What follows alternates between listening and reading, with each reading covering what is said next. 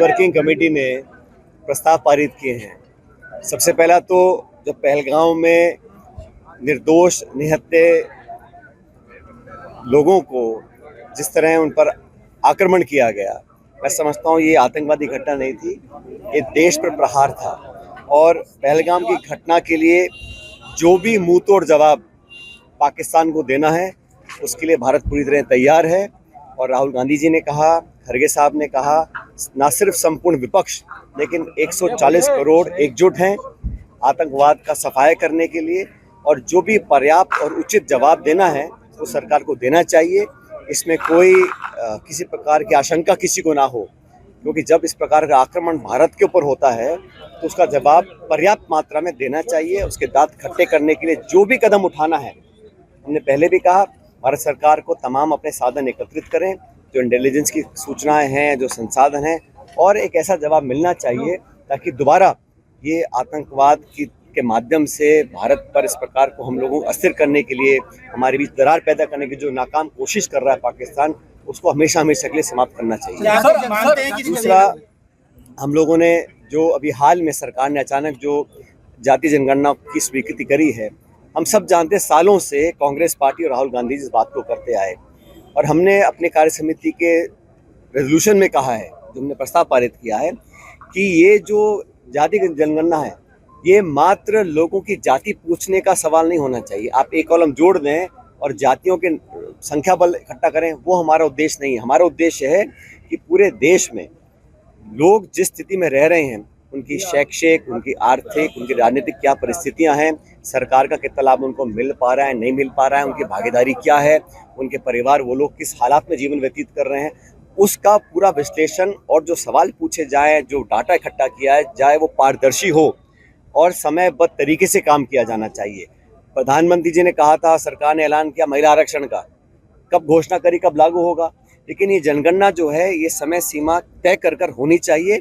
और हम चाहते हैं कि पूरी, जैसे राहुल गांधी जी ने कहा, एक एक्सरे हो जाए, हमें पता पड़े कहाँ किस हालात में कैसे लोग रह रहे हैं, ताकि जो नीति निर्माण हो, जो बजट आवंटन हो, जो योजनाएं हो, वो लोगों तक सही समय पहुंच सकें। कई जगह अब सरकारें जो घोषणा करती हैं उसका कोई साइंटिफिक आधार नहीं है, मनमानी तरीके से लोग इसको इतना बजट, इसको इतना पैसा, जब पूरा विश्लेषण हमारे पास होगा, डाटा हमारे पास होगा, तो हम जाके सही लोगों तक पहुंच सकते हैं, उनकी भागीदारी सुनिश्चित कर सकते हैं।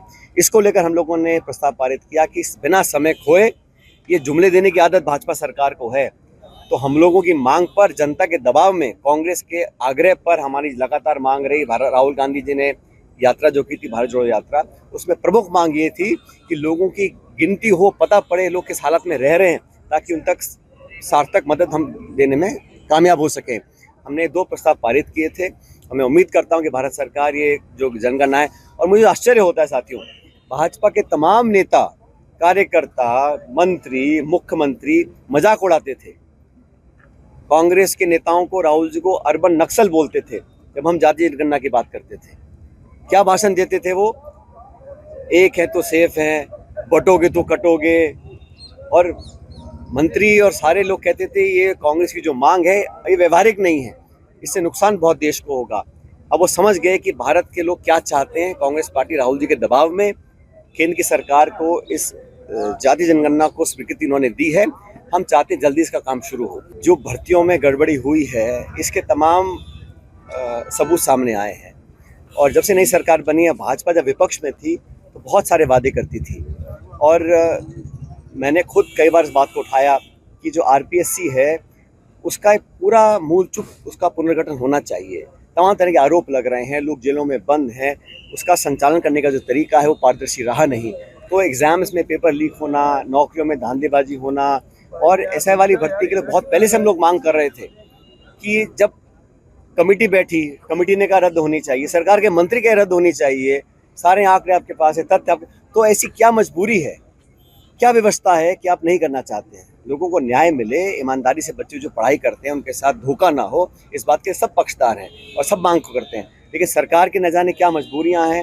और जो भी आरोप किसी पे लगते हैं तो मुझे लगता है कि सरकार की जिम्मेदारी है कि उसका स्पष्टीकरण मिलना चाहिए।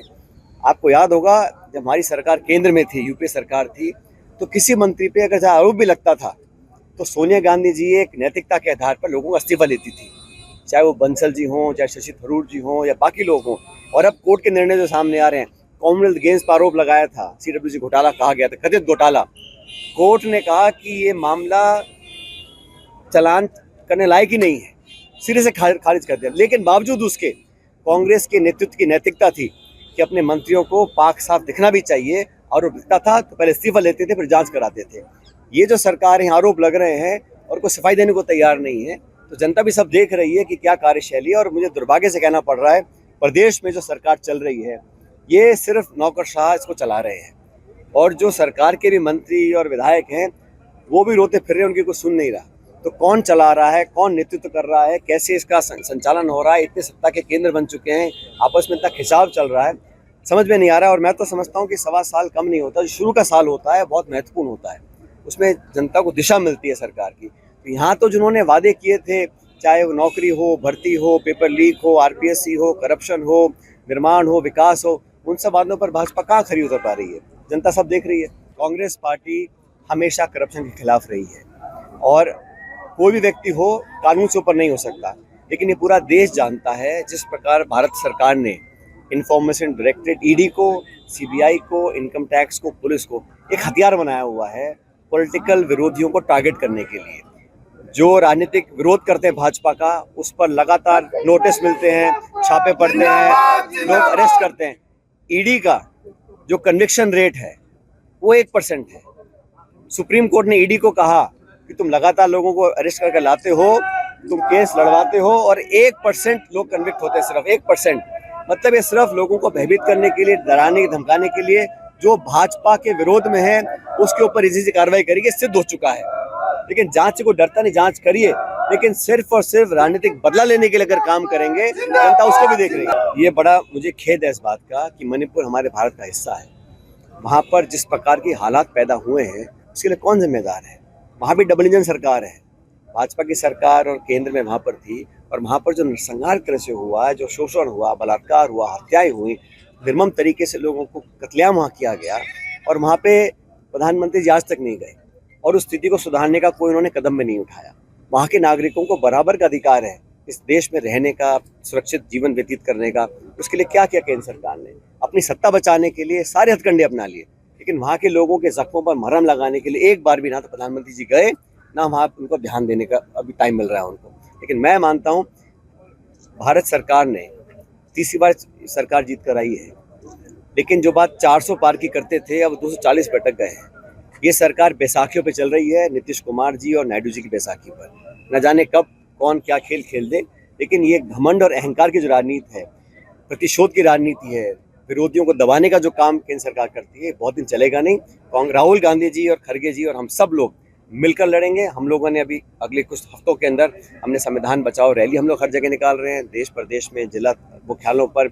और अब ये जो जातिगत जनगणना है, इसमें सरकार ने घोषणा कर दी फिलहाल के लिए, लेकिन हम ये चाहते हैं कि घोषणा खाली घोषणा ना रहे। तो कांग्रेस पार्टी पूरा दबाव बनाएगी ताकि ये घोषणा को कारगर साबित करने में कोई पीछे ना हटे। और अब जब घोषणा हो चुकी है तो समय सीमा बांधकर इस पर कार्रवाई हम करवाएंगे, कांग्रेस ने प्रण